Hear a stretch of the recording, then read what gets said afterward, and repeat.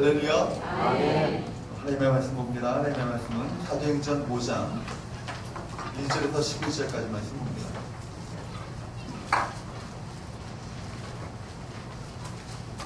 사도행전 5장 1절부터 11절까지 말씀 한 절씩 교독합니다. 제가 먼저 있습니다.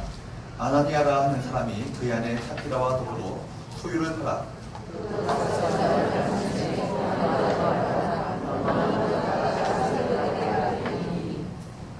베드로가 이르되 아나니아야 어찌하여 사탄이 내 마음에 가득하여 내가 성령을 속이고 땅값 얼마를 감추었느냐.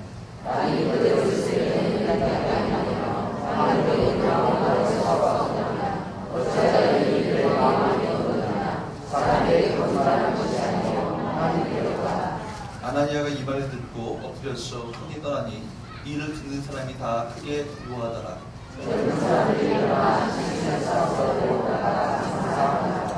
3시간쯤 지나 그의 아내가 그 일어난 일을 알지 못하고 들어오니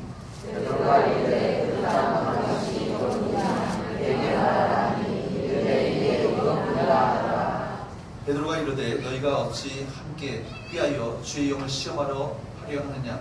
보라 내 남편을 장사하고 오는 사람들의 발이 문 앞에 이르렀으니 또 너를 내비어 나가리라 하니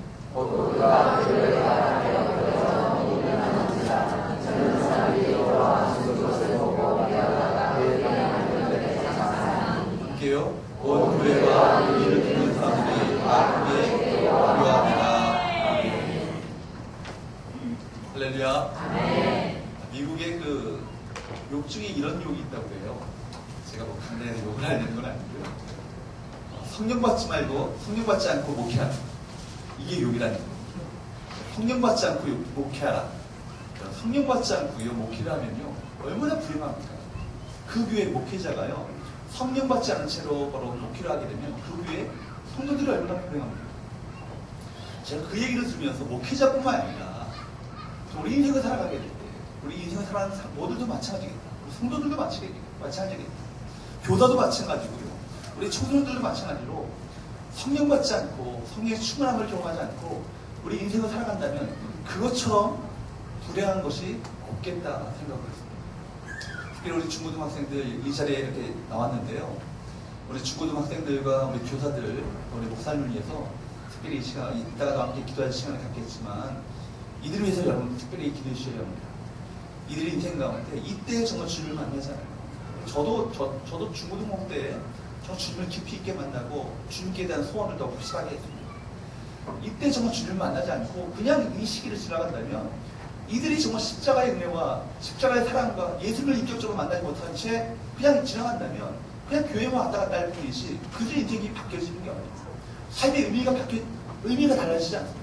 전혀 그 삶 가운데 인생의 목적과 의미를 상실한 채 세상에 많은 친구들과 똑같은 인생을 살아가고 말 거예요. 그렇기 때문에 특히 우리 학생들이 이번 수련회 가운데 주님을 간절히 찾게 하시고 찾는 우리 학생들마다 성령께서 인지하시고 길을 부으셔서 그 인생에 정말 인생의 의미가 달라지게 하시고 목적이 달라지게 하시고 인생만 가치관 저 세계관이 달라지는 역사가 있게 하여 주옵소서. 여기에서 기도하시는 저와 여러분 되시기를 주님으로 축복합니다. 우리 성경을 읽어가면서 당혹스러운 부분들을 몇 가지 발견할 때가 있는데 그 중에 하나가 오늘 본문 말씀입니다.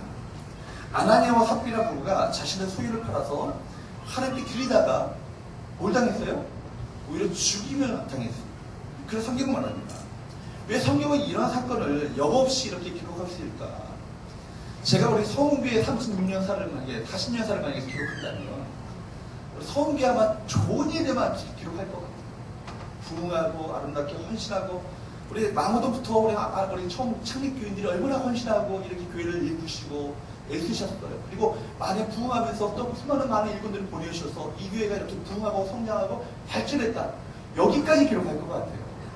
우리 교회 주변 중간중간에 있었던 또 여러 가지 또 실수나 허물들은 다 빼고 좋은 일들만 기록할 것 같은데 성경 굳이 하나님께 정말 헌금을 했는데 하나님 진노하시면 살게 되었어. 하나님의 죽임을 당하는 이 불미스러운 사건을 왜 역없이 기록하고 있을까?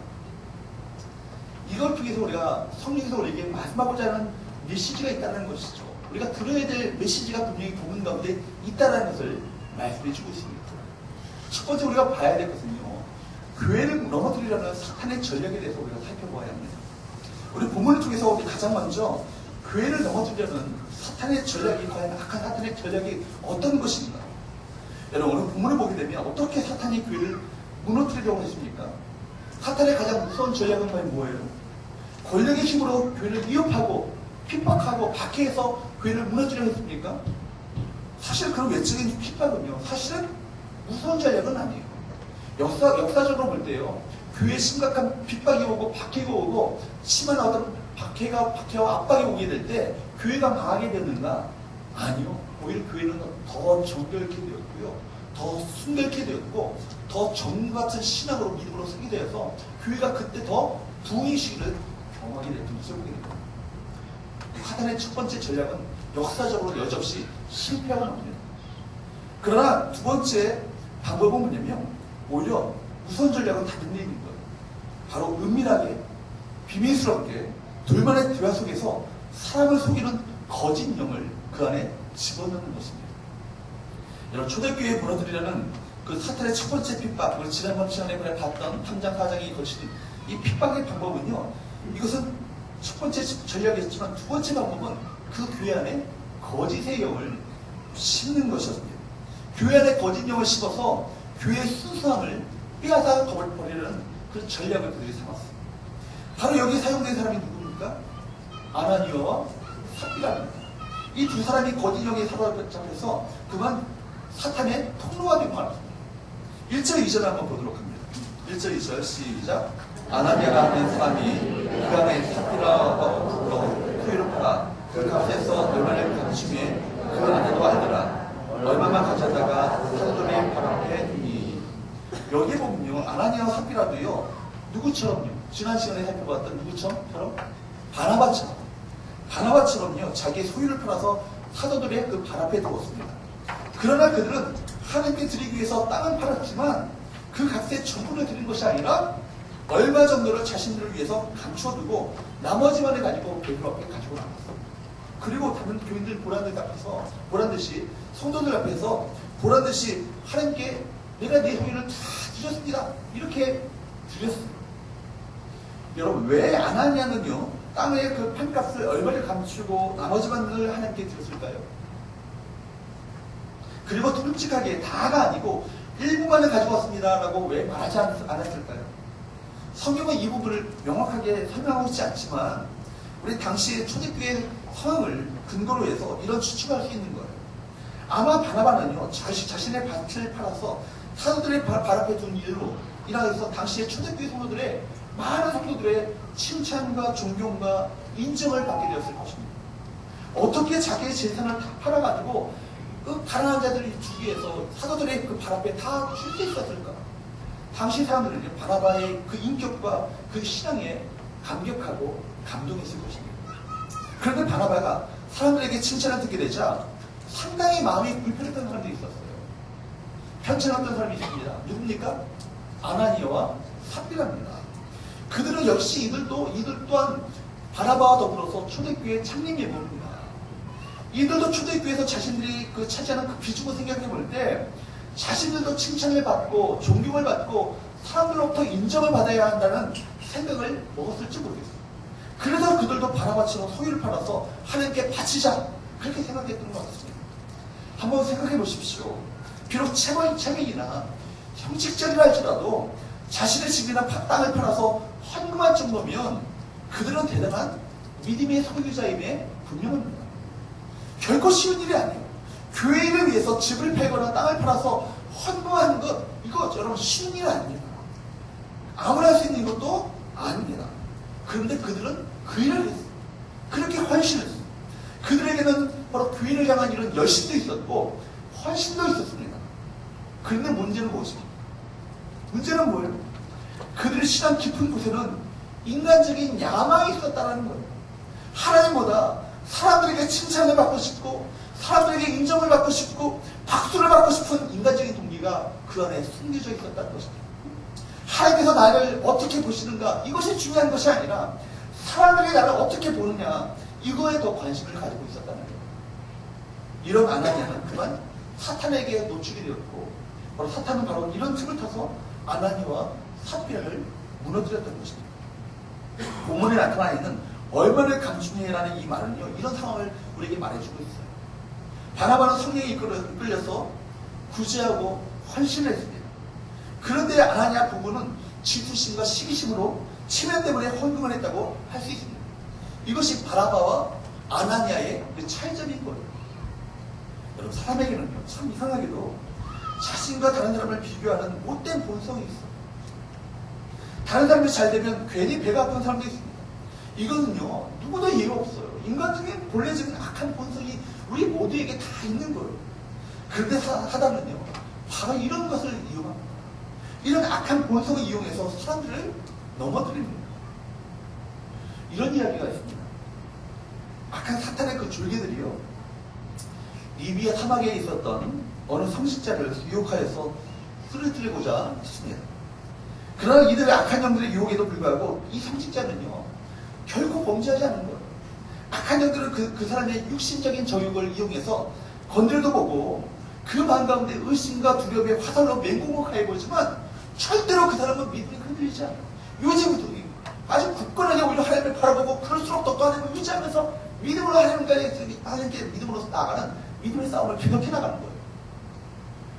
악한 영들은요, 도저히 이 사람만큼은 내가 쓸 수 없다 포기하게 되자 이제 그 두목이었던 누가? 사탄이에요. 나서게 되는 거예요. 직접 나서게 되는 거예요. 사탄은 그 졸개들인 악한 영들에게, 야, 너희들의 전략은 너무 시대에 뒤떨어졌어. 내가 하는 거 잘 좀 봐. 하고는 그 성지자기에다가 대고 이런 이야기를 속삭입니다. 이봐, 당신 동생은 벌써 알렉산드리아의 주류가 됐대. 무슨 얘기예요? 자기 동생, 자기보다 못한 동생이 벌써 자기보다 알렉산드리아 그 교회의 주류가 된 거예요. 이 말을 듣고 있었던 성직자의 얼굴은 금세 험악해지고 먹구름이 드리워지기 시작했습니다. 아니, 나보다 못한 동생이, 나보다 별로 잘난 것도 없는 이 동생이 벌써 주류가 됐다고? 그 성직자는 그만 사탄의 유혹 앞에 흔들리고 말았습니다.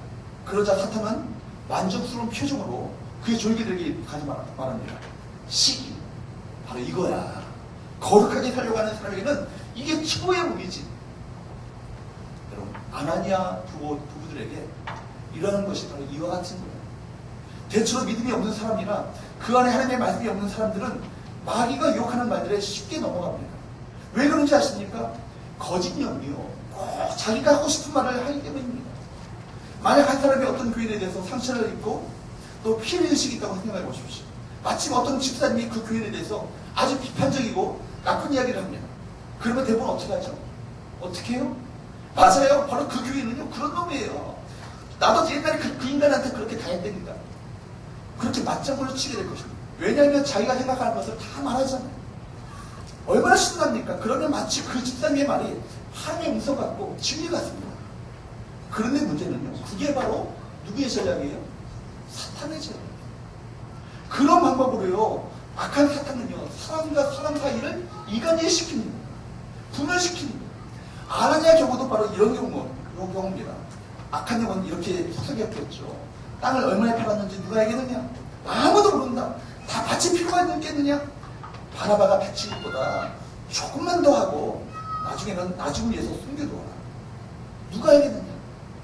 결국 그는요, 사탄에게 속고 맙니다. 우리 두 번째 사실은요, 우리가 하나님을 잘못 이해하면 사탄에게 속습니다. 두 번째, 우리 본문에서 아나니아 부부가 사탄의 유혹 앞에 넘어지게 된 보다 중요한 이유를 우리가 발견할 수 있어요. 그건 뭡니까? 아나니아 부부가 누구를? 하나님을요, 잘못 이해했다는 겁니다. 아나니아 부부는 하나님의 성품을 잘 몰랐습니다. 성경에서는 하나님은 사람을 외모로 취하지 아니하시고 뭘 보신다고요? 중심을 보신다. 하나님은 언제나 그 중심을 보십니다. 하나님의 관심은요, 사람의 헌금의 액수에 있지 않아요. 오히려 헌금하는 그 자세, 마음의 중심, 마음의 태도에 있는 거예요.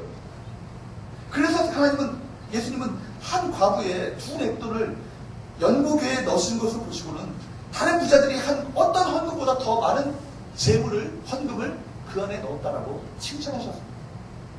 하나님은 우리가 드리는 헌금으로 하시는 분이 아니에요.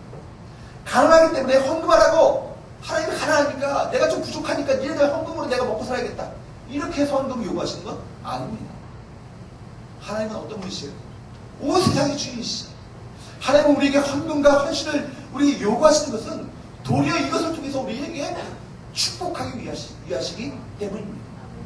교회는 보리떡 5개와 물고기 2마리로 기적을 이룰 수 있는 곳이죠. 교회는 헌금이 많아서 잘 운영되고 헌금이 없으면 문을 닫는 곳, 그런 것이 교회가 아닙니다. 최선을 다해서 주님을 섬기는 우리의 마음이 담긴 헌금이라면 그것이 비록 작은 물질이라 할지라도 주님께서 그 물질을, 헌금을 기쁘게 받으십니다. 그런데 여러분, 아나니아 부부는 이런 하나님의 성품을 잘못 이해한 거예요.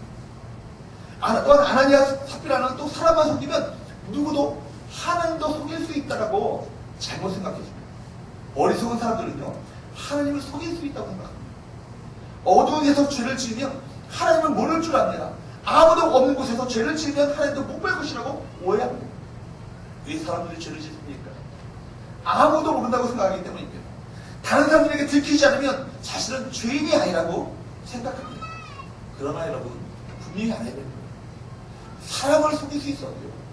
목사도 속일 수 있고, 장로도 속일 수 있고, 권사도 속일 수 있고, 집사, 성도도 다 속일 수 있지 않더라도 누구는요? 하나님을 속일 수 없어요. 우리가 하나님은 이 시간에도 우리의 모든 행동, 우리 마음의 중심까지도 감찰하고 계시는 하나님이심을 여러분 기억하시기 바랍니다. 하나님은 어떤 경우에도 성도들이 이 거짓에 속지 않기를 원하십니다. 사탄은 언제나 이 거짓을 통해 역사하는 거예요. 그렇기 때문에 여러분, 우리가 그런데 우리가 거짓을 버리고 정직하게 하나님 앞에 서는 것, 이거 쉬운 일이 아닙니다. 목사인 저도요, 쉬운 일 아닙니다. 특별히 사람들이 돈에 대해서 정직하기는 참 어렵습니다. 한 나라의 국민으로서 정직하게 세금을 내는 일이나 고위 공직자들이 정직하게 재산을 신고하는 것 쉽지 않습니다. 여러분, 교회의 그 장로님이시고 권사님이셨던 총리, 또 국회의원, 이런 분들이 다 거짓으로 재산을 신고하다가 다 들통나지 않습니까?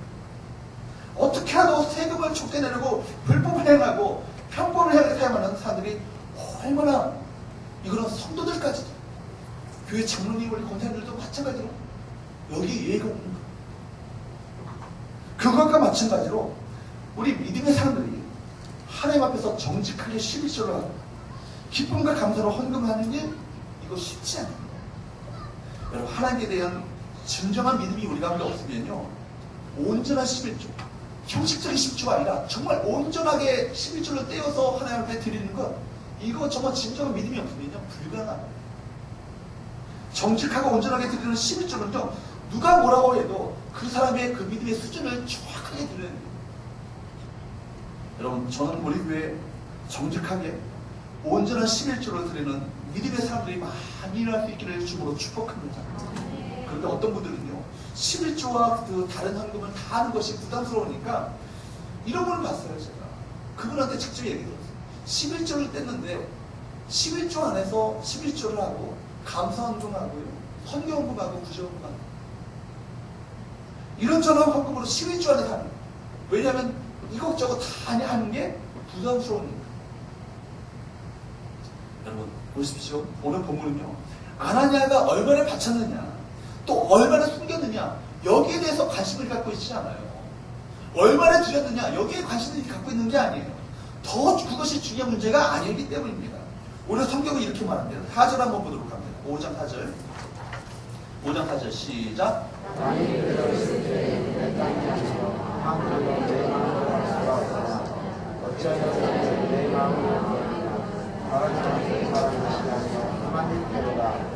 여기에 보면요, 땅을 팔아 하나님께 바치지 않아도 상관이 없었어요. 그죠? 그리고 땅을 판 후에도 다 바치지 않고 얼마만 바쳐도 상관없는 일이었음을 우리가 본문 가운데 깨닫게 됩니다. 성경은 지금 아나니아가 얼마나 감췄다는 이것에 대해서 문제를 삼고 있는 거예요.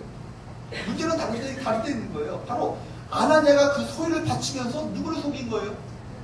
결국은 하나님을 속인 거예요. 여기 4절에 사람에게 거짓말을 한 것이 아니요, 누구께로다? 하나님께. 이 베드로의 지적을 우리가 주목해야 합니다. 말하자면 아나니아의 거짓말이 문제였다는 거예요.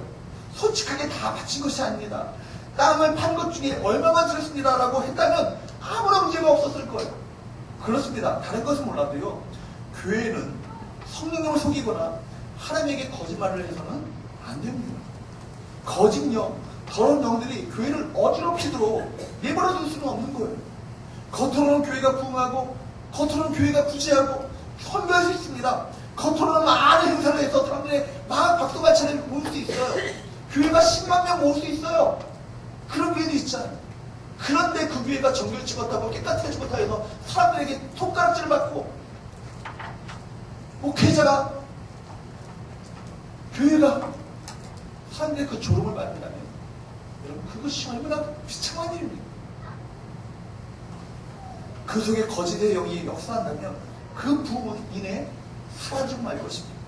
교회는 단순히 병이 낫거나 기적이 일어나는 것만이 아닙니다. 교회는 하나님의 영이 임재하시는 거룩한 곳입니다. 교회는 하나님의 계신 곳입니다. 그러므로 성령이 충만한 교회가 되려면 교회는 언제나 이 진실성과 순수성을 잃어버려서는 안 되는 것입니다. 왜 한국교회가 불신자들에게 손가락질을 당할까요? 그것은 교회가 작기 때문이 아니에요. 또 사람들이 모이지 않기 때문도 아닙니다. 교회가 세상에서 손가락질을 당하는 것은 교회가 거짓의 영에 사로잡혀 있기 때문입니다. 순결하지 못하기 때문에 그래요. 하나님 앞에 정직하지 못하기 때문에 욕을 먹고 있는 거예요. 그렇기 때문에 교회의 장래는 교회가 얼마나 정직한가, 얼마나 순결한가 여기에 달려있다고 해도 과언이 아닌 겁니다. 그래서 주님은요 철저하게 이 문제를 짚고 넘어가시려고 하는 것이었습니다. 만약 여기서 이 문제를 그냥 넘어간다면 사람들이 교회에 대해서 아나니아와 삽비라 부부가 같이 쉽게 생각하고 자기 자랑과 신성을 위해서 교회를 더럽게 놓을 가능성이 충분했기 때문에, 그렇기 때문에 주님께서는 이 아나니아와 삽비라를 통해서 교회를 정결케 하고자 하는 하나님의 그 역사를 나에게 보여주셨습니다. 그러므로 여러분, 우리는 하나님이 결코 사람들의 거짓에 속지 않는다는 사실을 여러분 알아야 합니다. 아나니아와 삽비라가 소유를 팔아서 얼마나 감추고 하나님께 바친 것에 대해서 아무도 몰랐잖아요. 아무도 몰랐어요. 그냥 정말 아무도 모르고 아나니아와 삽비라 당신하고 나만 아는 거야? 무덤까지 갖고 가는 거야? 이렇게 서로 다짐을 했구만. 그런데 보십시오. 그들이 베드로 앞에 발 앞에 자기 소유를 판 것을 내어놓을 때 성령님께서는 이 아나니아의 거짓을 다 드러내셨습니다. 3절 한번 다시 한번 봅니다. 3절 한번 읽어볼까요? 시작.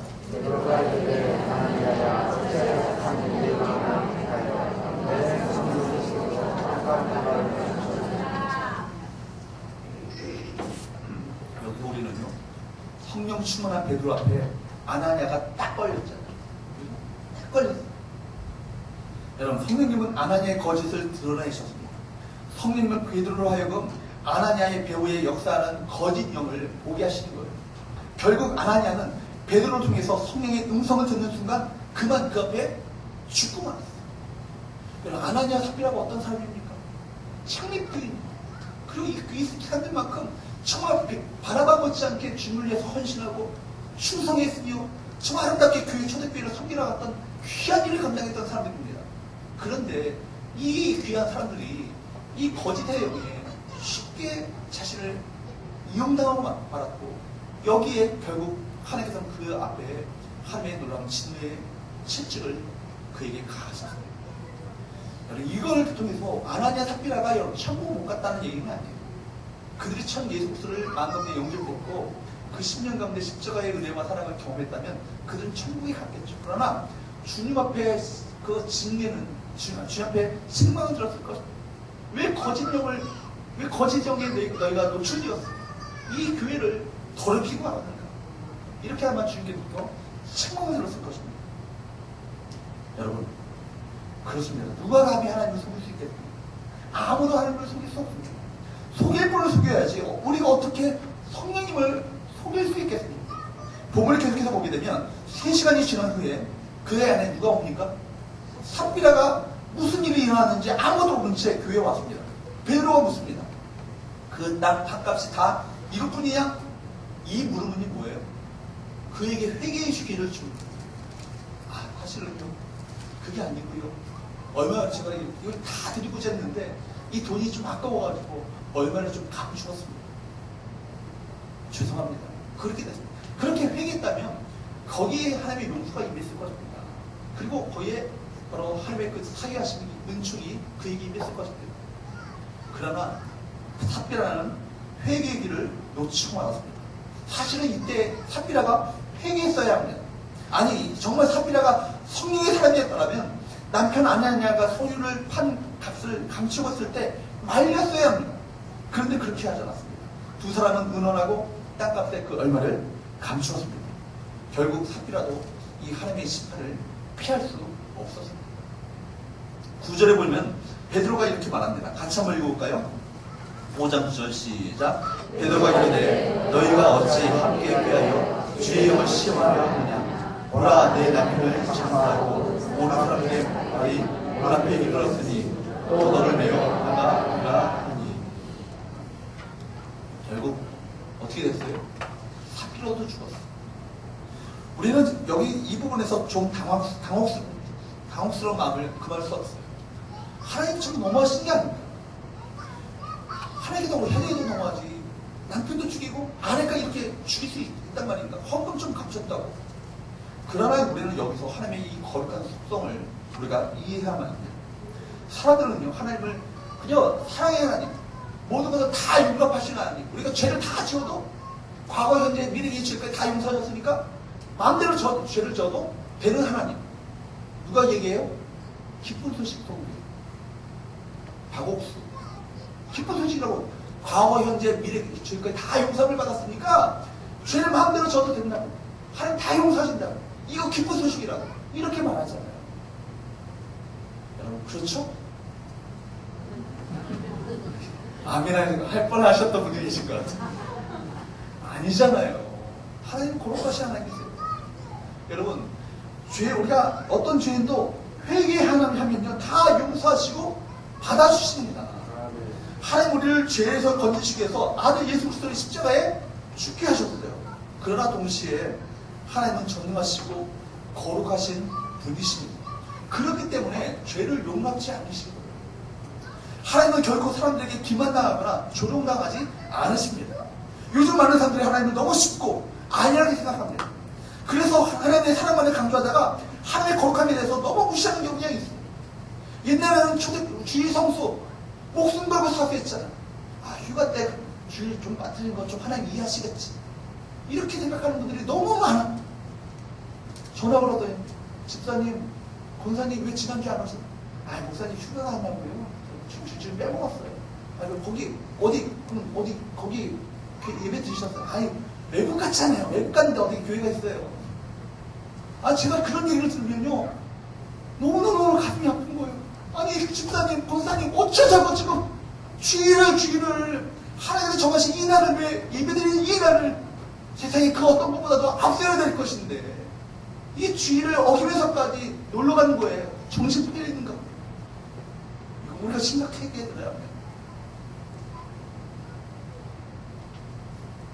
하나님의 사랑만을 강조하다가 하나님의 거룩함에 대해서 현대교회가 많이 잊어버렸어요. 너무나 잊고 살아가. 주님하시고 심판하시는 그 하나님이 어떤 하나님이신가를 우리가 잊어버린 채 우리가 마음대로 살아갑니다. 자유롭겠다. 그래서 사도 바울은 갈라디아서 6장 10절에 스스로 속이지 말라. 하나님은 업신여김을 받지 아니하신다라고 말씀하셨습니다. 이전 번역 성경에는 만호로 여김을 받지 아니하신다. 업신여김을 받지 아니하신다. 사람으로부터 업신여김을 받지 아니하시는 주름하신 거룩하신 하나님. 그렇습니다. 여러분 하나님은 결코 업신여김을 받지 않으시고 그분께서 살아 역사하고 계시면 반드시 우리 삶 가운데 나타내 보이죠. 보십시오. 오늘 본문 마지막 절인 11절은 이 사건을 통해 어떤 일이 일어났는가 함께 읽어보겠습니다. 11절 시작. 온 교회와 이를 듣는 사람들이 다 크게 울었다.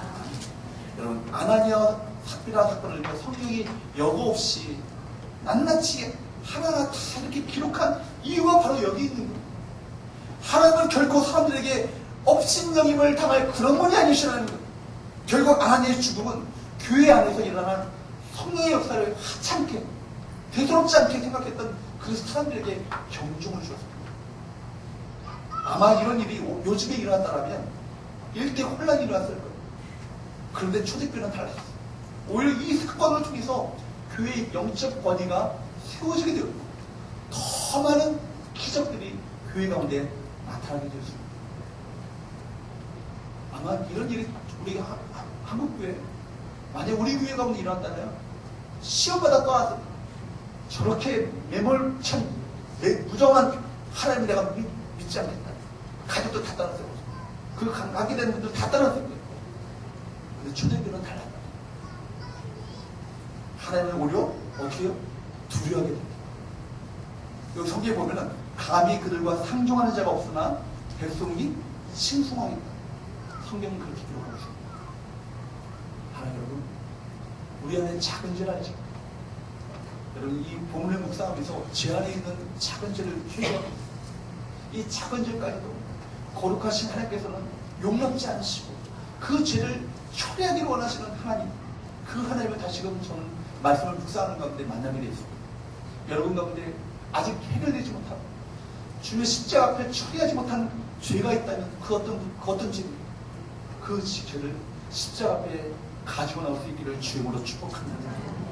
오늘 우리 가운데 거짓 영이 돌아가고 성령으로 충만케 되기를 간절합니다. 어떤 경우에도 우리가 진실해야 합니다. 살아계신 하나님 앞에 서 있는 자세로 헌신하고 예배하고 봉사하는 사람들이 되어야 됩니다. 그런 교회와 성도들에게 더 놀라운 성령의 역사를 베풀어 주시고 우리 교회를 더 정결케 하시고 순결케 하셔서 이 땅에 이 거짓의 영이 가득한 이 지역, 이 사회를, 이 민족을, 열방을 치료하며 회복시키실 아름다운 역사를 우리 교회를 통해 일어나가게 될 줄로 믿습니다. 그런 교회 성도들의 되기를 주로 축복합니다.